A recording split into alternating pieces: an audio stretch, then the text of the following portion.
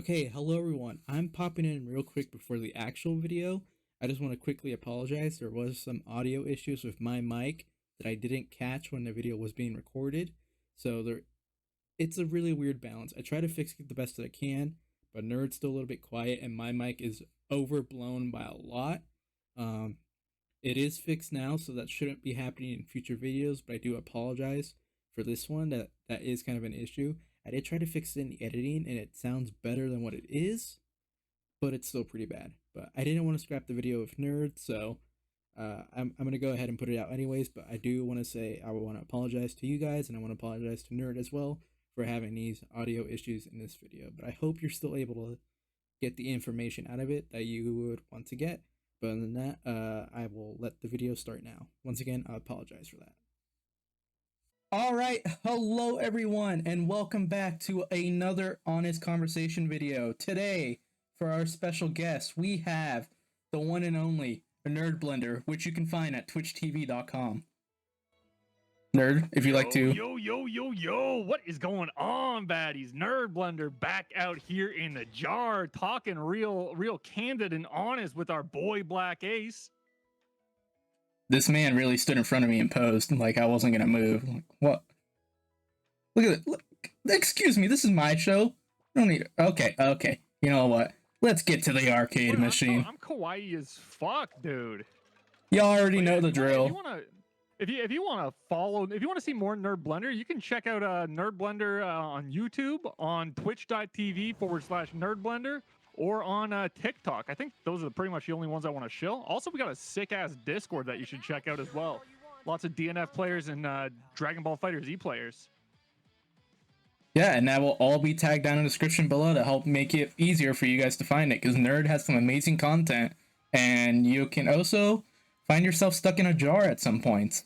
I'm not going to give any context as to what the jar is. That's up to you guys to find out. All right, we're going to be talking about how we improved at DNF Duel. Is that right? Yes, sir. That is exactly what we were talking about. So, go right ahead. DNF Duel was a special game for me because it was the first fighting game where I was actually coming in on the ground floor, which gave me a much more pure learning experience. Like when you jump into an established fighting game, you have to start catching up to all the old heads of the community who've been fucking people up on online for years. DNF Duel was the first time where I was day one alongside with everybody else, so that was really cool. Yeah, I also have a similar experience because DNF Duel is the first game I bought day one for fighting games, at least. So it was definitely nice to not have to technically play catch up, because I did fall behind pretty quickly, but it's not as bad as, you know, let's say if you were to buy like Marvel 3 today or even Dragon Ball FighterZ today. The amount of work you have to do to kind of catch up to everyone else is insane. You kind of nasty. A little bit. Nasty. The ranger's been worked on. That's exactly it. There's a big gap between established players and the people who pick up the game. And the people who pick up the game don't want to get shit on every waking moment of their lives while they're playing their new game. They want to do a little schmicks and a little schmoovin', you know? Yeah, because like I feel like one thing that people have to realize is when you get into a fighting game, you have to expect to lose quite a bit, especially if there is an established fan base already. But that doesn't make it easier to take, like, let's say 20 straight losses or something like that, you know? It still sucks. It's nuts. I don't think I won my first game on DNF Duel until like my 12th game or something like that. Yeah, it's a very hard wall to get through. And that's on a day one game. So that's why it kind of leads to, well, how exactly do you get better then? So this is my third fighting game that I've played semi-seriously. Dragon Ball FighterZ was my first true love. The first fighting game I ever played. And I played that. I've played that for a good long while. I think I maybe played it for about a year, like as my main game. And then eventually Guilty Gear Strive went on sale, and I picked that up. And then about a month or so after that, DNF Duel was the hot new thing. So I jumped right on that because everything that I saw about the game looked phenomenal. And I gotta say, for the most part, it lived up to my expectations. It was the easiest fighting game to enter, and regardless of age. Just like getting rid of mandatory quarter circles and stuff is actually huge. I don't think that fighting games need to be you know, have a high mechanical entry barrier. Like execution honestly should be just in the optimization stage. When you're at that level as a player where you're ready to start like learning like crazy, like Dragon Ball Fighters, for example, like crazy re-jumps and stuff, I think that's when difficult executions should come into play. I don't think it should be in the game for like your day one combo. I don't think it should. Like, Yeah, if you're picking up your B&B, like you shouldn't have to do a fucking pretzel with a 1 frame input window. yeah, DNF is surprisingly, like, I feel like the entry level for it is actually very high compared to most other fighting games, just because of the simplified inputs. And the tutorial, Entry level is high? yeah, I feel like the entry level is very high for like casuals who get into this game, because Yes. especially with the tutorial, I feel like the tutorial of DNF is actually very good as well, because like it does a good job of explaining the game and its mechanics. It tells you what the characters' moves are, how their awakening works, even gives you examples on when to use them.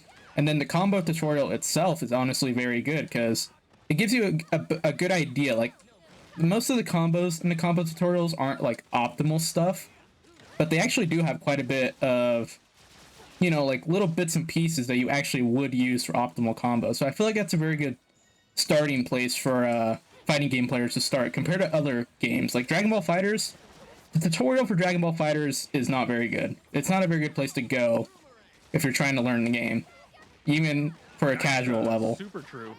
That's super true. I forgot actually until you mentioned it just now how good the DNF training mode was, the whole tutorial system. Yeah, because exactly what you said. Actually, a lot of the building blocks are in the they really did a good job of nailing down what the combos were going to be built off of, because you pretty much can. This is the first fighting game where I could actually go into the game's built-in training mode and use combos directly out of it. And I'm still seeing some combos being used on, well, as far as Striker goes, because she's the only one I really know. But like Sonic Soul the other night, I was playing some matches against him, and I saw him using stuff directly out of the training mode, and I was like, holy shit, it actually stuck around. I remember that one because it was a bitch to learn. The timing was super tight, but it's still viable. Yeah. So, yeah, I mean, Dragon Ball FighterZ gives you no good combos. Guilty Gear Strive gave you player-made combos, which were kind of really hit or miss. I think that should be separate from the devs teaching you how to play the game. And I think this struck a very good balance. It would be still cool if there was player-made combo tutorials on this game, but the devs knocked it out of the park with the tutorials that were available now. Yeah, so even though the devs did do like a great job with this and stuff, you're still gonna obviously have to either learn stuff on your own or look stuff up from other sources to really get, I guess, say the high like echelon of DNF Duel. So Absolutely. what kind of information did you look up to try to get to that level, you know, the high level of DNF Duel? All right, this is probably gonna shock you. I got to Legend. I went all the way from Bronze 1 to Legend. Basically, for those, if anyone here is a new player, if anyone watching this is a new player who doesn't really know the ranking system in DNF Duel, Legend is functionally the highest rank, and there is one higher for the best of the best within the best. It's so it's Legend and Deity are the top two ranks, and it's a point-based thing. But functionally, when you hit legend, you pretty much beat the game. Like that's you know you're sitting in the top, at least as far as ranking goes. I went from bronze 1 to legend in with only learning I think it was 2 combos. I think I only learned 2 combos, and those were all I used for the entirety of my time playing. I learned a bread and butter combo. Which starts off with the sliding kick, and then it has like a little cycle, and that was like the loop, and I could put that onto just about any touch that I got. So that meant when I got in, when I finally did some damage, I was actually somewhat optimizing it. I wasn't just getting off like a jab or something here or there. I was actually getting some damage off. But that's pretty much all I needed. Couple other things I learned was just like more conditional stuff. Like I learned maybe like a couple like special case scenarios. Like I learned a block string. Yeah, that was it. I pretty much learned a block string in my bread and butter combo. That was all the way to legend. That was all I had. I've recently, since being in legend, had to progress to keep up with the other top level players, because even as far as quote unquote top level goes, I'm in the lower level. But like, yeah, I've been learning like situational stuff, like resets, frame traps, and I hope I didn't drop that. Thank God. Yeah, it mostly, like, I could do everything off of bread and butter and block string. That was all I needed. And everything else, everything after that was not technical. I didn't need to learn a button combination. I literally just needed to focus on who are my opponents, what characters were they playing, what were their habits, and how to capitalize on some of the weaknesses of their character. So it very, very quickly turned from a game where I was trying to master the controls to a game where I was trying to outthink my opponent, outthink and outplay my opponent, which is what fighting games really are. You don't want a fighting game to be just a technical challenge of how, if you can play this. It's almost like playing a piece on the piano. It's not, you don't want to sit there and practice that piece all day. You want to go out and perform. So DNF Duel was very quick to turn into a game where you started performing. No, that's actually a really nice way of putting it, with the analogy to the piano, in terms of how it turns into something where you react more than just knowing button combinations, you know? Yeah, the combo doesn't mean anything until you're doing it on a player you've met online.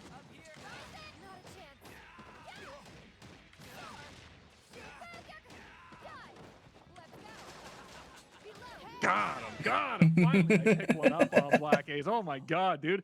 Dude, I see your tech. You're staying quiet most of the time, letting me talk, and you're just focusing on those Ranger combos, dude. I see how it is. That's the only way I can get a win in these videos, man. So, I actually wrote down, if you don't mind me talking about, because I have a particular way of, honestly, not just learning fighting games, but competing in general. I've been competing in lots of different things for my entire life. I've always been in some competitive hobby, and I'm a very I don't know. I hesitate to say ADHD person. I actually, when I was a little kid, I was diagnosed with ADHD. That's something you can grow out of, though. But one thing that I definitely noticed is still with me is that I switch hobbies a lot. When I start a new hobby, I can basically count the time on my hands until I'm on to a new hobby. So I've learned a lot of hobbies, all of them competitive, and I've come up with, you know, like a mindset of how I can jump into something new and then quickly learn it and quickly get into, like, I don't know, like the top 20, top 10%. So I've written a little bit down, just some talking points about that, because I think it's a valuable mindset and you know, like, just in general game plan to try and execute if you want to get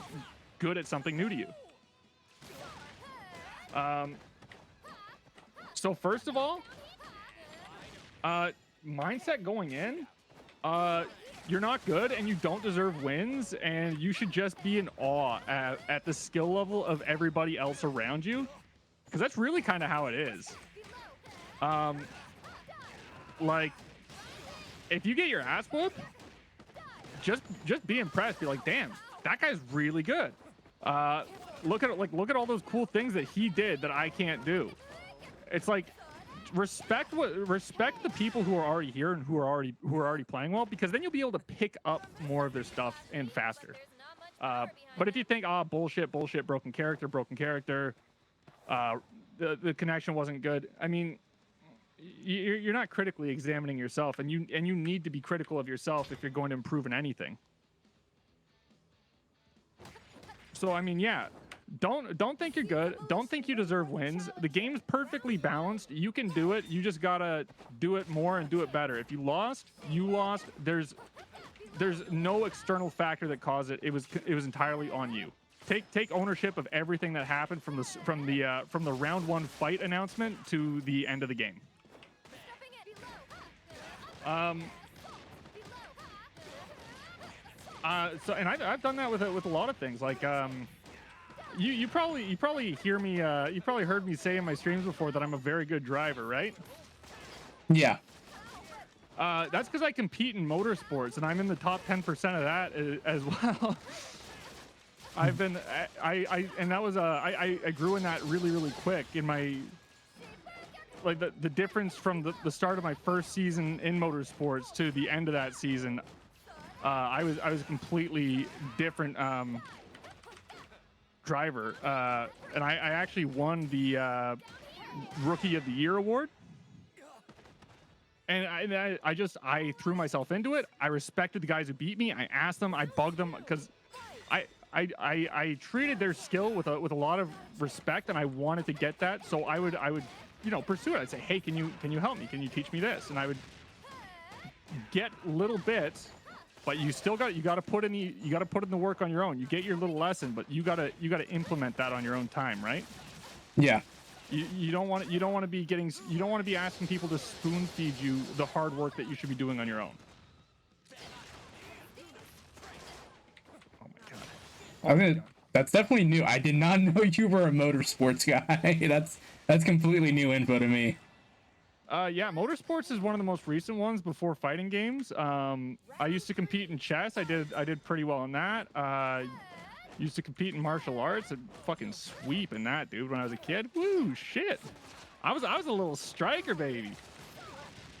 But yeah, I mean, it all makes sense now. I've always been competing. And it's just the same thing, especially switching hobbies so much, because you're never the old head who's been in the community for fucking 10 years. You're always the new guy. So if you want to get out of that, steps you got to take, and I took those steps for a lot of different things. No, that is a very good just mindset to have in general, in terms of everything you do in life. I mean, just have a feeling of like, you're not the best at it. There's people who can probably do it better than you. Take advantage of that and learn from them, not being very negative about it, Yeah, I mean, this is something I see a lot in the fighting game community, and it's actually probably the least I've seen it is in the DNF Duel community. A lot of people, especially when they start to get some skill under their belts, they feel like they deserve wins, like they've already earned it before they even pick up a controller, right? Yes. I hear a lot of complaining after tournaments when someone loses a round and it's like, yeah, this and yada yada yada. I mean, that's generally not the case. I mean, it feels cathartic if there was some minor issue that contributed to your loss. It feels cathartic to pin the loss on that. That's never the case. It will never be the case. I kind of feel bad. I literally just went into my Dragon Ball FighterZ Discord, and I was like, I just lost to the Super Saiyan Blue, man. Every time I tried to do a super combo ender, it would eat my inputs, and I never got it out. Yada yada yada. The fucking lag was so bad. I think like that's not that's kind of contradictory to what I just said, because I thought about it after when my temper had cooled a little bit, and I was like, if it was that close that me missing 1 or 2 inputs decided the game, then I really didn't earn that win. It was dead even, and he's experiencing the same lag, so it's still me, man. Yeah, I mean, it's like human nature as well, you know? Like, you're gonna be upset about this stuff. It's just, do you have the ability to, afterwards, be able to say, like, okay, you know what? I was in the, like, you know, like how you said, after your temper cooled, you kind of thought about it and were like, okay, you know what? I was in the wrong on that one and stuff. I mean, it's not easy to always say that. You know what I mean? Yeah. I mean, even if you believe, and this is just kind of like how I think how people should carry themselves in general. I think even if you really do believe that it was rigged and it was bullshit and you got robbed and you know, no skill McSteve over there doesn't deserve the dub. Part of you know, taking full responsibility, even if you really don't believe it, is just not coming across like a sore loser. Because nobody likes a sore loser, and it's actually a serious problem, especially within the fighting game community of sore losers. I see it all the time. And like I said, DNF Duel is overall a much better community for that. But like, man, you look at the chats. If you're watching like a tournament online, you look at the chats. Game ends, boom, guys in the chat just going off, dude. I've seen that quite a bit of times. Were you in the blender? I was not. Okay, because when I ran my tournament, there was a very similar incident, and that's the thing. It's like, I mean, partially you're doing yourself a disservice and learning how to compete and how to get better, and also you're just doing yourself a disservice as a grown-ass adult. Just how people are going to perceive you when they realize you're that guy. Oh shit, I should not have jumped. Just so everyone knows, Nerd is a bit rusty. He hasn't played DNF in quite a while, so this isn't a true testament to how good he actually is. He's sandbagging a little. Kill there too. I had that kill there. I knew it, but my muscle memory did not have the combo route in mind. I went for the other thing. I was like, I can't really remember how to continue this. I know, Nerd's a lot better than this. Don't let anyone think, or I don't want anyone to think Nerd is letting himself get beat by me. He's not. He's a lot better than me, trust me. I baited you there. Hey, he did. You're gonna have to watch those DPs soon, Black Ace. I bought this game to DP, alright? I didn't pay $60 to not DP. Exactly. And now I'm gonna flip. Actually, you know what? It's now that I've been playing so much Fighter Z the past few weeks, I guess. I realized how interesting it was to have a universal DP in this game. I mean, not entirely universal, like, sorry, Ghostblade, but might as well add Vanguard to that list as well. Yeah, might as well. But what was it about the universal DP that kind of got to you, or made you think? I don't have a universal DP for half my characters in Fighter Z. Actually, that's not true. 2/3 of my character do in fact have a DP. One of them doesn't, but you really notice when one character doesn't have a DP. So having universal DP makes every character a lot more able to stand on their own and deal with bad matchups. Yeah, universal DP. Son of a bitch. Universal DP is very it's a very new thing, because every fighting game I've played before this, and I'm not saying I've played a lot of fighting games, I haven't. But I've played a decent amount, I would say, and this is the first one where I feel like there's a universal DP. And it was kind of a weird thing to get used to at first, considering, oh man, every character has a way to fucking just push me back however they want. Oh man, yeah. I played adult Gohan and Teen Gohan a lot in Fighter Z the first time around, and it's because everyone was like, oh, they got a DP, like a DP, and I'm I'm just starting fighting games. I'm learning what a DP even is. So I was like, oh yeah, DPs are strong. So I was fucking spamming the shit out of that to get out of corner every interaction. But yeah, DPs are super useful. Like if characters are top tier, and one of the main reasons is because they have one. Like, you know, that's something special. That's something strong. That's something special. No fucking jar, Black Daisy. What the fuck you doing over here? Oh god, I didn't block though. Yeah, so when it comes silent for a second, just so I can. he's got to focus here. So I'm gonna talk for a little bit here. So when it came to me, when it improving in DNF Duel, a lot of it just came down to, I feel like it's feel. We touched on this a little bit earlier in terms of how with DNF Duel, once you kind of get a, I don't want to say basic, but like maybe like above average understanding of your character, a lot of it just comes down to, do you know the matchup? You know, do you know how to take advantage of this? Like that's really what DNF Duel comes down to, because a lot of the characters, while there are like tier issues in the games and stuff, Hitman, Dragon Knight, Swiftmaster, we're looking at you, but yeah. but I mean, a lot of the issues can really just be alleviated. Like, do you know what to do here? What's your answer? What's your counter? It's a rock paper scissors game, and I think it's more of a rock paper scissors game than most other fighting games, because in most other fighting games, like which we have been referencing a lot, fighters, because me and Nerd both have a lot of experience in that.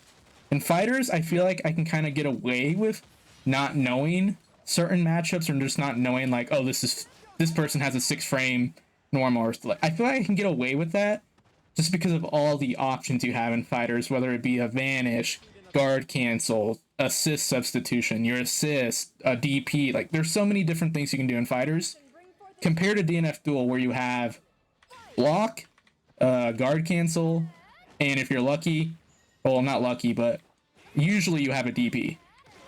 But sometimes you don't even have access to like the guard cancel, because it takes 100% of your mana, or 100 mana, I mean. So DNF Duel really just comes down to just how good is your awareness and stuff. And so a lot of it's a lot more of a thinking game than an execution game. Yeah, so I mean, a lot of getting better at DNF Duel is just understanding like, okay, yeah, I'm gonna take 6-7 losses here, but after that I'll start evening out. You know, I'll start slowly getting wins on people, and that's exactly what happened. You know, the Nerd talked about how it took him about his 12th game to get a win in DNF Duel when he started. I didn't even go on the ranks for the first 2 weeks I owned the game. The first 2 weeks, all I did was fight the AI. Until I could beat the AI at a level 100 consistently, I did not hop in rank. And I lost a shit ton of matches to the AI, which is kind of embarrassing to admit, because usually, you know, AI in fighting games isn't all that great. But yeah, it was a learning lesson, and that kind of helped me get to where I am. And now to get better, a lot of it just comes down to seeing what other people do. How Nerd was saying, you know, take advantage of the fact that there's people better than you in the game, and take what they do, like watch them, understand them a little bit, even ask them about it. Because especially in DNF Duel, I feel like a lot of people in the community are very helpful. You know, no one's gonna say like, oh, look at this idiot asking me for help. He really think like, no, most people, almost no one in the DNF community is gonna do that to you. You know, I can't speak for everyone, of course, but from my experience, yeah, from my experience, the DNF community has been very helpful and not very toxic. So that's basically how you improve. You know, once you kind of get a feeling of what you're doing, then it just comes down to, okay, let's see what this person does. Let me try to incorporate that into my game and stuff like that. Like, my ranger is a very I can't even speak. My ranger is a very, Jesus Christ, Nerd, I can't speak. My ranger is super odd. The word you're looking for is very. I'm going to change the word. My ranger is odd. My ranger is a duck. Is that what OD stands for? Maybe it does. I don't know. But I think the best way to say it is my ranger is a duck and a group of chickens. You know, it's like, who invited this guy? I even Nerd will attest to that, because Nerd is one of the people who has always said my ranger is a very Jeez, I said You're that the word. weirdest ranger I've ever played against. Yes, thank you. But it's funny, you know what? It's so funny because after I played against your ranger a few times, I'm like, dude, your ranger is the wackiest, weirdest ranger I've ever seen. I saw somebody else, it was like some Korean player, doing the exact same shit you were doing. I was like, wait, what the fuck? I promise I did not take it from him. Korean Black Ace. I promise I did not take it from him, but It was just so weird because I had never seen anyone play ranger like this before until you, and then instantly there was another guy. man must have tuned into the streams, which you can find at Black Ace or Black Ace on Twitch TV, and you can also find streams at Nerdblender Twitch TV. Yes, twitch.tv/Nerdblender, dude. Get in the jar, baddies. But yeah, I mean, that's literally what it just boils down to, and that's how it is going to be for most fighting games. You know, you're going to be able to learn a little bit by yourself, and yes, you could end up becoming a master at the game by yourself. But don't be afraid to look for other resources such as YouTube videos, other people in the community to go ahead and like maybe in Discords, Reddits. You can find people who are willing to help you if you're trying to figure something out. But yeah, there's a lot of different ways to improve. It's just you kind of have to accept certain things. You're gonna have to accept losses. Maybe you're gonna have to accept some dead ends sometimes if someone doesn't reply. But at the end of the day, what you put into a fighting game is what you're gonna get out of it. I think is the best way to kind of sum it up. Yeah, and like there is character disparity. Like the Vanguard DP is the worst DP in the game. But if you're a Vanguard player, don't let that stop you. Know that that's a weakness, but you still have things that you're strong at. If you're playing a Swiftmaster, yeah, he is probably the single strongest character in the game, but he's got gaps. He's got low health. I mean, there are things that you can do that make it a winning match for you. You can't stop it saying, it's broken. I can't, like, spend some time learning it. Holy shit. I played League of Legends. I was a Tryndamere one-trick pony, right? I would only play one character, Tryndamere. And he had bad matches. So what did I do when one of my bad matches showed up in lane? I practiced that matchup. I learned it as well as I possibly could. And I would just beat them. I took it into my own hands, man. Oh, that was close. That was close. I'm learning not to DP. But yeah, as we kind of get to the end, I'll let you finish that. You can muscle through. You can overcome. The odds won't be as good as they might normally be, but you can do it.